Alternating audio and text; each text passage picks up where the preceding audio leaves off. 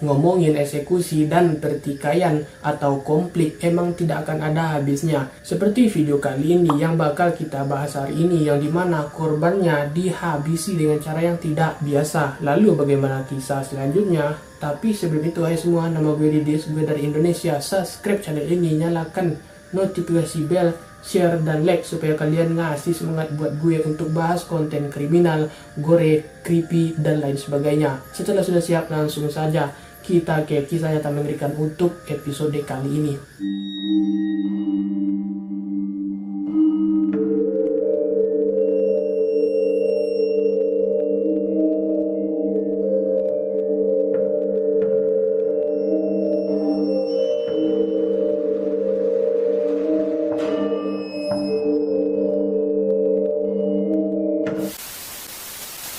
Pada tanggal 14 Januari 2023, sebuah video baru yang mengerikan dirilis secara online yang menggambarkan pembunuhan seorang pria tak dikenal yang ada di negara Brazil. Video tersebut mengingatkan kembali pada zaman lama gore online.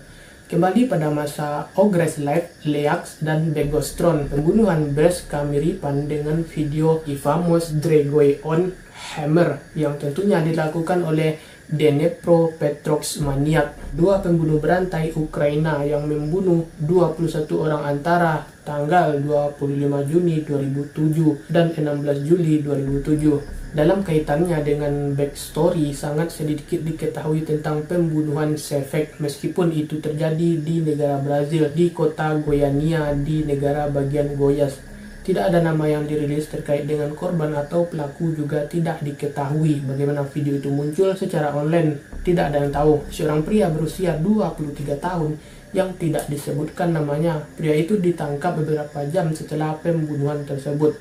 Jadi mungkin saja pembunuhnya sendiri yang mengunggah rekaman tersebut secara online, meskipun beberapa orang berspekulasi bahwa video tersebut mungkin telah dibocorkan oleh polisi menurut laporan pembunuhan itu terjadi. Setelah pertengkaran antara kedua pria itu, juga dikatakan bahwa kedua pria itu adalah tetangga dan menghabiskan malam sebelumnya dengan minum minuman keras. Sehubungan dengan pelaku yang diduga memiliki sejarah kriminal yang panjang dengan banyak kejahatan serius dalam catatannya, termasuk percobaan pembunuhan dan perdagangan narkoba. Diduga dia bagian dari geng lokal atau organisasi kriminal berskala besar. Tetangga melaporkan kejadian tersebut ke pihak polisi. Setelah mendengar perkelahian dan suara keras dari seberang apartemen di Goiás. Goiás adalah negara bagian yang dilanda kejahatan kekerasan dalam beberapa tahun terakhir. Sebagian besar didorong oleh perdagangan narkoba, terutama daerah tersebut dikendalikan oleh dua organisasi kriminal yang sangat besar, yakni Komando Atas Melo, dikenal sebagai Komando Merah, dalam bahasa Inggris Primero Komando de Capital atau Komando Pertama Ibu Kota. Dalam bahasa Inggris, kedua geng tersebut dikenal karena kejahatan mereka, kebrutalan dan kekejaman, meskipun geng-geng ini tidak menjadi berita utama seperti kartel di Meksiko. Tapi jangan salah, mereka tidak kalah brutalnya. Faktanya, situasi di Brazil sebenarnya lebih buruk dalam hal kejahatan, kekerasan, korupsi, dan tingkat pembunuhan. Kedua geng ini terutama bergantung pada narkoba, perdagangan manusia untuk mendapatkan penghasilan, meskipun mereka juga mengedarkan narkoba di tingkat lokal serta menjalankan kejahatan lainnya seperti prostitusi, pembunuhan bayaran, dan pemerasan.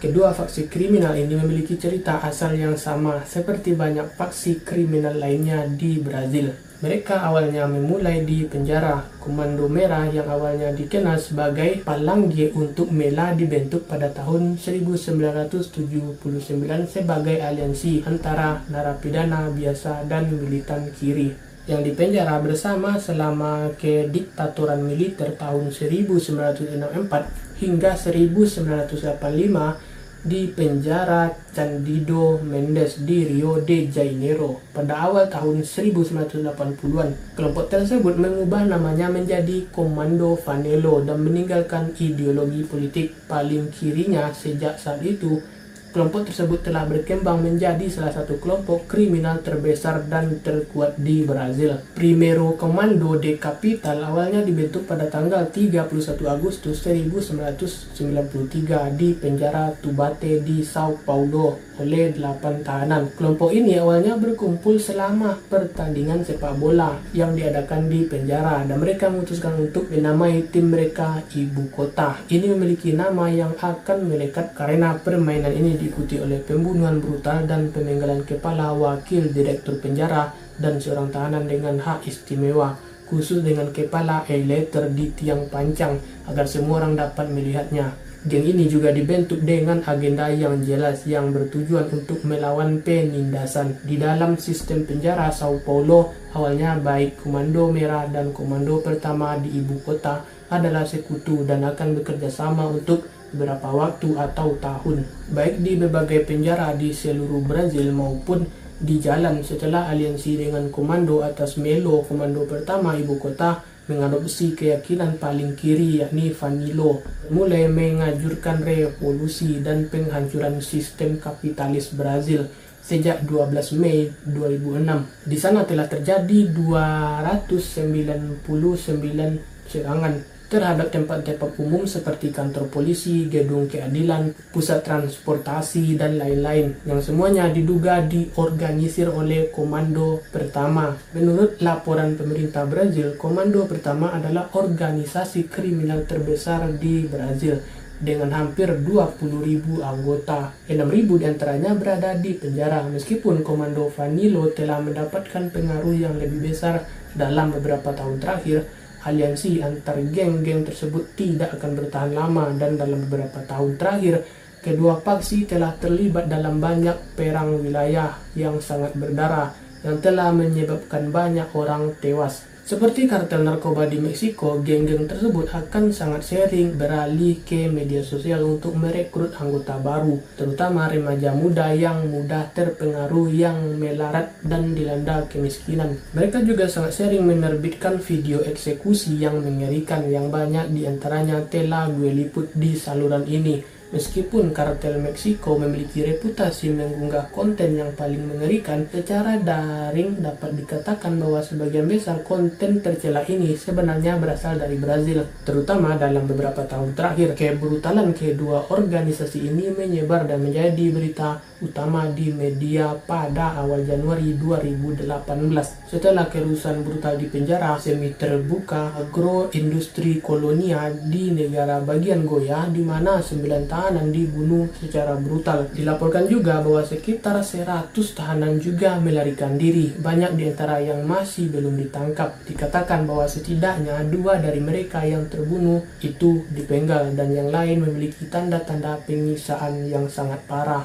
Mayat-mayat itu dibakar oleh para narapidana dan bahkan ada klaim kanibalisme. Kekerasan dimulai ketika para narapidana yang terkait dengan geng Sao Paulo, Komando Ibu Kota Pertama, yang menerobos sayap yang dikendalikan oleh rival mereka, Komando Merah. Salah satu mafia Rio de Janeiro yang paling kuat dan ditakuti. Pada akhirnya, insiden itu salah satu dari banyak ketika itu datang ke pertempuran antara dua organisasi kriminal selama berminggu-minggu berlalu. Karena perang masih berkecamuk dan tidak menunjukkan tanda-tanda akan melambat dalam waktu dekat sehubungan dengan video itu, mungkin saja pembunuhannya mungkin termasuk salah satu yang disebutkan di atas, dan bahwa berpotensi karena pembunuhan itu lebih dari sekedar pertengkaran karena mabuk yang berubah menjadi kekerasan. Mungkin kita akan mendapatkan informasi baru dalam beberapa minggu dan bulan mendatang.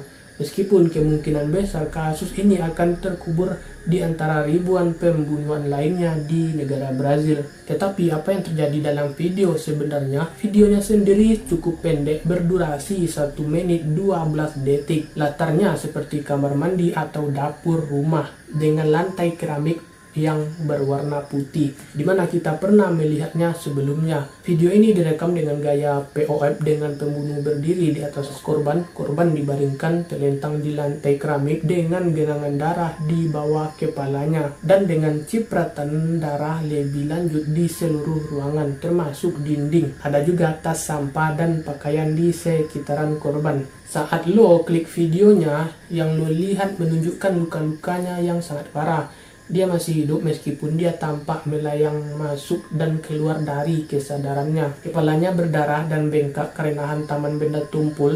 Rahangnya tampak hancur total dan matanya bengkak hingga tertutup. Wajahnya rusak total karena pemukulan. Di awal video lo melihat si pembunuh membawa palu gaya POV saat dia mengejek korbannya. Dia membuat apa yang hanya bisa gue gambarkan sebagai jeritan bernada tinggi. Hampir seolah-olah dia mencoba meniru tangisan bayi atau bahkan binatang buas. Dia terdengar psikopat murni. Korban kemudian merespon dengan erangan dalam, tapi singkat mengikuti ini, pembunuh memukul korban di bagian wajah sekitar daerah rahang dengan palu untuk membungkamnya. Palu yang memukul wajahnya menciptakan suara banjir yang sangat basah. Dia kemudian berbicara kepada korbannya dengan nada merendahkan tapi lembut sekali. Sekali lagi dia mengejeknya. Lo kemudian mendengar korban yang malang itu mengeluarkan suara seperti mendengkur. Bayangkan seseorang mendengkur dan bergumam pada saat yang sama. Seperti itulah kedengarannya. Pembunuhnya kemudian memukulnya di bagian mulut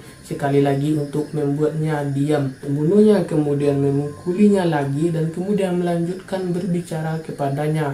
Dia melakukan ini beberapa kali menyeret korban yang menderita itu. Di akhir video, pembunuh menjadi psikopat dan memukul wajah korban berulang kali dengan palu bertubi-tubi. Setelahnya beberapa pemukulan keras, dia mendekati korban dan memperbesar wajahnya, memberikan pandangan yang lebih jelas tentang luka-lukanya. Dan lagi, wajah korban tidak dapat dikenali karena pembengkakan dan darah yang disebabkan oleh pukulan palu tadi. Di akhir video, dia sekali lagi berbicara dengan korban dengan nada lembut, hampir seperti cara lo berbicara dengan anak kecil. Di sini adalah video berakhir. Menurut laporan, korban meninggal karena pukulan berulang kali di kepalanya. Dikatakan bahwa pembunuhnya keluar dari kamera untuk memastikan bahwa korbannya telah meninggal dan ditambah lagi ditikam berkali-kali dengan tusuk sate. Itu membuat gue sangat mual. Lebih mengganggu adalah perilaku pembunuhan yang panik dan psikotik. Yang ini bukan untuk orang yang lemah atau lemah mental, tapi bagaimanapun itu adalah videonya. So, jadi itu adalah video brutal dari negara Brazil. Itu antar geng yang saling serang. Gue harap lo menikmatinya. Dan jangan lupa ikuti gue di Instagram dan TikTok untuk jadwal video gore harian. Setelah sudah siap, gue pamit di hadapan lo semua dan see you on the next video and bye bye.